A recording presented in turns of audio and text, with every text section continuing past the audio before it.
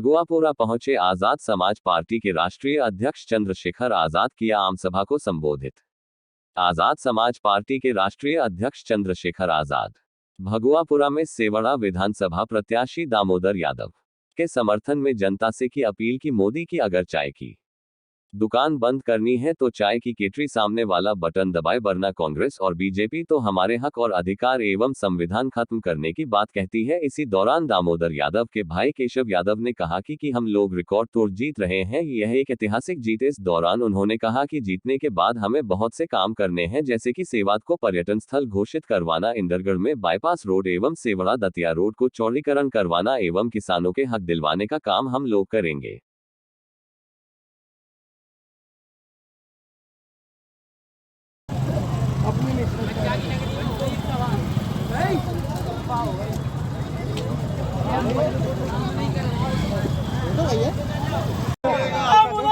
जिंदाबाद जिंदाबाद जिंदाबाद।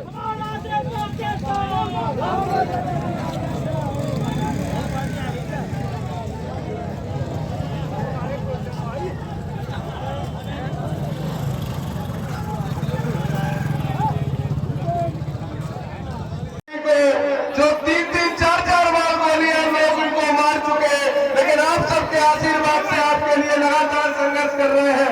हमारे भाई चंद्रशेखर भाई आजाद जी को आमंत्रित कर रहा हूँ।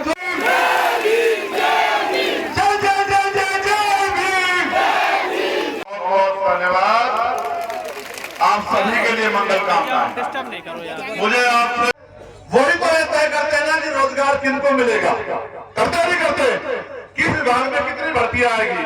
जिनकी सरकार है वही तो तय करते हैं लोन किसको मिलेगा, जिनकी सरकार है वही तो तय करते हैं कि सुरक्षा किसको मिलेगी, जिनकी सरकार है वही तो तय करते हैं कि जमीन किसको मिलेगी।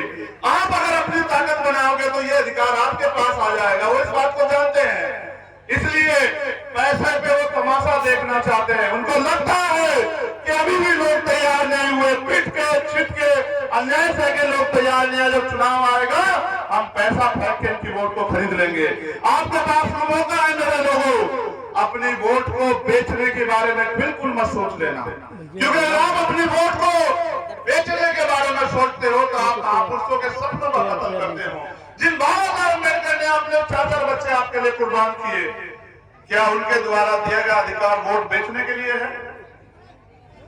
वोट का अधिकार गुलामी से मुक्ति के लिए मिला है, वोट का अधिकार बिकने के लिए नहीं मिला। देखो सरकारें कह रही है ना कि राशन देंगे कह रही है ना। प्रधानमंत्री जी आगे कह गए ना मध्य प्रदेश में कि 5 साल के लिए राशन की योजना को आगे बढ़ा रहा हूं, कहा ना प्रधानमंत्री जी ने। आप मुझे बताओ, जो मुर्गा पालते, मुर्गा फार्म खोलते हैं, वो भी तो अपने मुर्गों को दाना खिलाते नहीं खिलाते हैं? सोचो, खिलाते नहीं खिलाते? क्यों खिलाते हैं? काटने के लिए कि वो खा पी के मोटे ताजे हो जाए और फिर उनको उसको स्लॉटर हाउस में भेजने में आनंद आए, उनके अच्छे पैसे मिल जाएं। देखो आपकी वोट लेके आपकी ताकत से वो राज कर रहे हैं और आपकी संख्या लोकतंत्र में सबसे ज्यादा है। आपके लिए रोज रोज सभाएं करनी पड़ रही है कि भाई मान जाओ, इस बार गलती मत करो, किसी की बातों में मत आओ। आप ये बताओ, मैं अपने नौजवान भाइयों से पूछ रहा हूं जिन्होंने मुझे यहाँ लाके खड़ा किया, पुणे आपका धन्यवाद। आज हम लोग सेवड़ा में हैं और मैं आपको बता दूं कि आपके बीच पहुंचने के लिए आज हमने दामोदर भाई को कष्ट देकर, उनके साथियों को कष्ट देकर हेलीकॉप्टर की व्यवस्था की, क्योंकि आज 3 सभाएं हैं। पहले मेगांव में थी, अब आपके यहाँ, उसके बाद है अशोकनगर। अशोकनगर में भी 5000 लोग खड़े हैं हेलीपैड पर, जहां हेलीकॉप्टर उतरेगा। लेकिन जिस वजह से हेलीकॉप्टर किया था कि भाई जल्दी जल्दी पहुंच जाएंगे, उसको भी रोकने का बहुत प्रयास हुआ। पहली बार जब उतरे तो वहां उन्होंने कहा बड़े बड़े नेताओं के हेलीकॉप्टर और प्लेन अभी चल रहे हैं, अभी जा रहे हैं, अभी आप रुक जाओ। तो हमने कहा ठीक है भाई। फिर वहां से जब पहुंचे तो 2 किलोमीटर वो बनवा दिया हेलीपैड। फिर भाग दौड़ के वहां पहुंचे तो कहा क्लियरेंस नहीं मिल रहा, इंतजार करना पड़ेगा। आधा घंटा हेलीपैड पे खड़े रहे। वहां से चले तो यहाँ 5 किलोमीटर बना दिया। फिर मैंने उससे कहा, प्लेन के जो हमारे ड्राइवर साहब हैं, पायलट है, मैंने कहा भाई हेलीकॉप्टर का फायदा क्या हुआ? हेलीकॉप्टर इसलिए किया अपनी औकात से बढ़ के जो काम कर किया वो इसलिए किया कि टाइम से अपने लोगों के बीच पहुंच जाए। अगर इतना इंतजार करना है तो हम तो गाड़ी से चले जाते, मोटरसाइकिल से चले जाते, फिर तुम्हारा क्या फायदा। तो कहा बात तो आपकी बात सही है। फिर वो हमें यहाँ लेके आया और अब हमें जाना कहा, अशोकनगर। इसलिए आपसे हाथ जोड़ कहा कि 20 मिनट हमें सुन लो। सम्मानित मेरे प्यारे साथियों, मेरा जो लोग मेरे बारे में नहीं जानते, मीडिया से सुनते हैं, अखबार में सुनते हैं, यूट्यूब पे देखते हैं, वो आज जान लो। मेरा गांव है छुटमलपुर, जो उत्तर प्रदेश के जिला सहारनपुर का एक गांव, अब तो कस्बा हो गया। और मैं पढ़ने के लिए जा रहा था विदेश। मैंने लॉ की थी, वकालत की पढ़ाई, और मेरे पिता चाहते थे कि मैं जज बनूं, इसलिए उन्होंने मुझसे LLB की पढ़ाई करने के लिए, वकालत की पढ़ाई करने के लिए कहा। और मैंने वो पढ़ाई भी दिल लगा के पूरी की। लेकिन जैसे मेरे जाने का समय आया और मेरे पिता ने जो जमीन या जो पूरे जीवन की उनकी कमाई थी, एक एक पैसा जुटा के उन्होंने जो इकट्ठा किया था, उसी समय मेरे पिता बीमार पड़ गए। अभी 2 दिन पहले आप लोग दिवाली का त्योहार मना रहे थे। मेरे आज भी अच्छी तरह से याद है दामोदर भाई, जिस दिन दिल्ली में मेडिकल रिपोर्ट आई मेरे फादर की, उस दिन रक्षाबंधन का त्योहार। इधर लोग अपने घरों में त्योहार मना रहे थे, उधर में अपने बीमार पिता के साथ, और मेरे सामने वो रिपोर्ट थी, कल मैंने लाइव में भी आपके सामने अपना दर्द रखा। जब मैंने वो रिपोर्ट पढ़ी और कैंसर का नाम सुनते मेरे पैरों तले की जमीन सरक गई। मुझे लगा कि अब मेरे पिता नहीं बचेंगे। पिता हॉस्पिटल में थे, मैं बाहर आ गया कैंटीन में, और मैं 2 घंटे रोता रहा, और मेरे आंसू पूछने वाला भी वहां कोई नहीं। मैंने अपने पिता को नहीं बताया कि रिपोर्ट में क्या आया, लेकिन मेरा दिल बैठ गया। क्योंकि आप जितने लोग यहाँ बैठे हो, जिनके पास पिता हो, अपने दिल पे हाथ रख के पूछो कि एक बेटे के लिए पिता क्या होते हैं। अपने दिल पे हाथ रख के सोचो, चाहे वो 7 साल का क्यों ना हो जाए, उसके पिता जिंदा है तो उसके पिता उसके हीरो होते हैं, सुपरमैन होते हैं उसके पिता। अगर वो अपने पिता से कुछ भी कह दे, उसको ये एहसास नहीं बचपन में कि पिता कहां से लेके आएगा, लेकिन पिता लेके आते हैं। पिता उसकी जरूरतों को पूरा करते हैं, और मैं एक ऐसा बेटा हूं। मेरे भैया नमस्कार। नमस्ते भैया। कहाँ से हैं आप लोग? अपन जोनिया से हैं, चौड़ा विधानसभा। अच्छा। कौन किसकी मीटिंग थी आज? बड़े भाई चंद्रशेखर आजाद जी बीमार में। अच्छा। तो दामोदर भैया के समर्थन में कितने लोग आए थे? करीब 20 से 30 हजार के बीच में व्यक्ति होंगे। अच्छा। तो यहाँ पे कैंडिडेट कौन है? दामोदर भैया। अच्छा, तो वो चौड़ा विधानसभा से वो जीत रहे हैं? बिल्कुल 25-30 हजार वोटों से आगे निकलेंगे वो। अच्छा। और कौन से कैंडिडेट हैं यहाँ पे? यहाँ पे प्रतिभा अग्रवाल जी हैं जी, वो बिजनेसमैन आदमी, और दूसरे अपने कुंवर साहब हैं जो राजा साहब जी, वो है। अच्छा। और आपसे है वो संजय दुबे जी, बीमार से अपने दामोदर भैया जी। ठीक है, तो मतलब 25-30 हजार वोटों से जीतेंगे? 25 हजार वोटों से अपने दामोदर भैया की जीत होगी, और पक्की जीत होगी अब की बार में। ठीक। जय भीम। तो जय भीम भैया, जय भीम। भैया क्या नाम है आपका? मैं भाई सनी अहरवार, आजाद समाज पार्टी जिला महासचिव। जिला महासचिव जी हैं आप।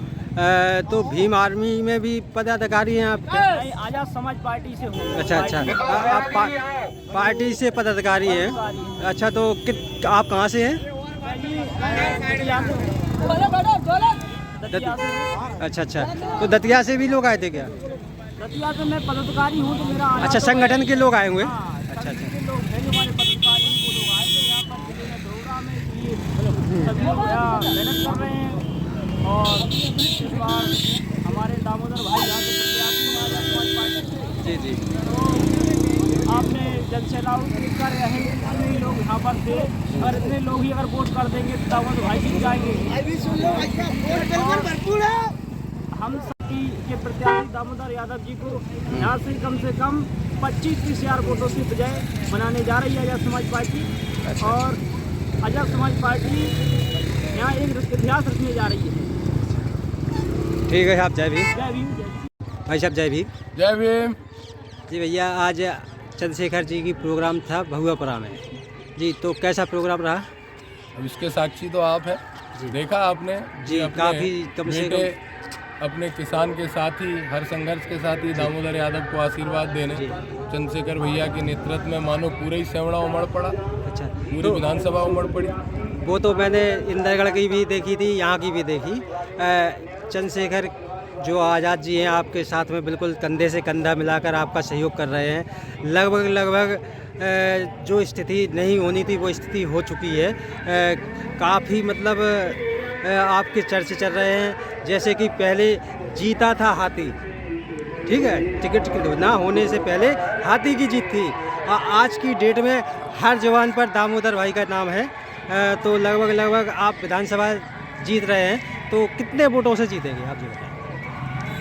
मुझे तो ऐसा लगता है कि कोई टक्कर है ही नहीं किसी से। जी जो जनसमर्थन गांव-गांव जान के मिल रहा है, जी एक तरफ माननीय दामोदर यादव जी भी जनसंपर्क कर रहे हैं, एक तरफ मैं भी कर रहा जी। हूं। हम दोनों जहां पहुंच रहे हैं वहां पूरा का पूरा गांव उमड़ पड़ रहा है। जी। हर घर पे टीके हो रहे हैं, हर घर पे स्वागत हो रहा जी। है। एक तरफ हम लोग प्रचार कर रहे हैं, एक तरफ बाकी की पार्टियां कर रही हैं जो 400 रुपये ले करके अपने साथ 10 लोग चला रहे हैं, जी। तब उनके साथ संपर्क हो रहा है, गाँव में कोई स्वागत नहीं कर रहा है। जी। तो इस बात से ये कहना बड़ा मुश्किल है कि कितनी बड़ी जीत होगी।